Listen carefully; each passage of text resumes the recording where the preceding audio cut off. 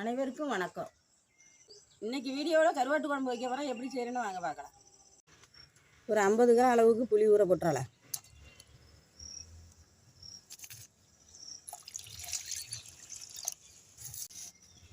புளி ஊறிக்கிட்டு இருக்கட்டும், அதுக்குள்ளே கருவாடு சுத்தம் பண்ணிக்கலாம்.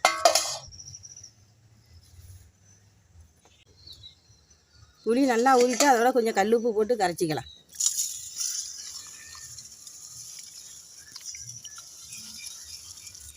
பாத்திரத்தில் இருத்துக்கிட்டு ஒரு தக்காளியை போட்டு கரைச்சிக்கலாம். அதோட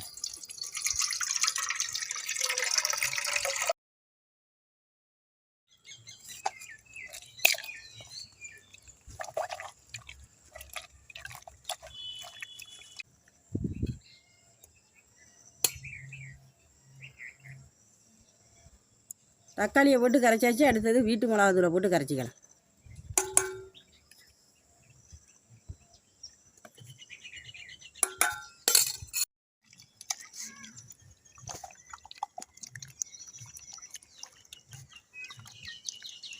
எல்லாம் கரைச்சி ரெடி பண்ணினத்தை சட்டியில் ஊற்றி கொதிக்க வச்சுக்கலாம்.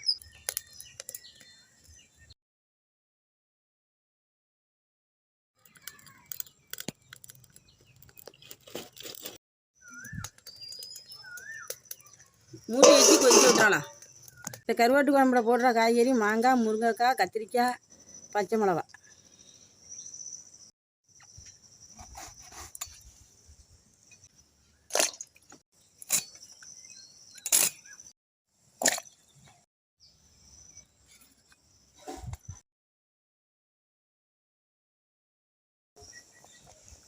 குழம்பு கொதிச்சுட்டு காய்கறி போட்டுக்கலாம்.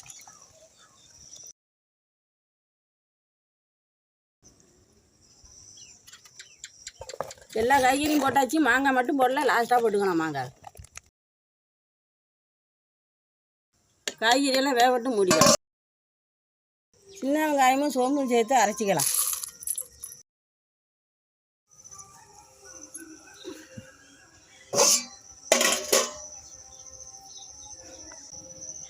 அரைச்சி வச்சுக்கிற சோம்பையும் வெங்காயத்தையும் அது கூட சேர்த்துக்கலாம்.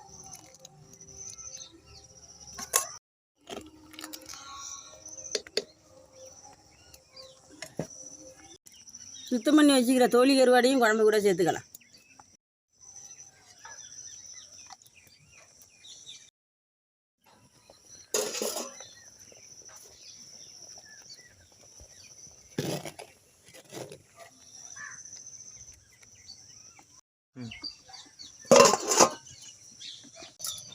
கருவாடு போட்டு நல்லா கொதிச்சுட்டு லாஸ்ட்டாக மாங்காய் போட்டுக்கலாம்.